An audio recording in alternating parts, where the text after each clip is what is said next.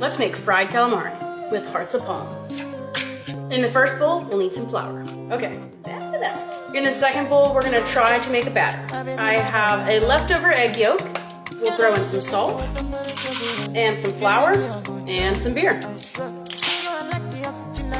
no, there's leftovers. We need baking powder. Forgot about the baking powder. It's fine. There we go, we made a batter. This one's massive. Oh, it's the little chef, guys. What do you think? We are gonna chop this up. So just big rings, and then you punch out the middle. She made it look a lot simpler. Just punch it out. I forgot, we need to season our batter. Salt-free seasoning blend. Mix it up. Now we're gonna bread them up. It is coated with flour. Now into the batter. Fill up a pot with oil.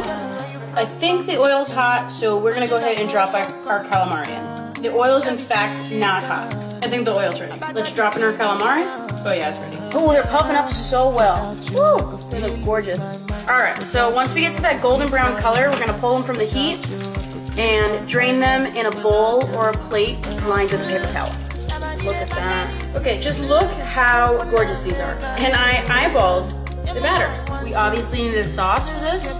I'm thinking like a bang bang shrimp kind of sauce. I put in some sour cream, going with a little mayonnaise, little lemon, we love lemon, right? Some jalapeno juice, a little bit of horseradish, and some sweet Thai chili.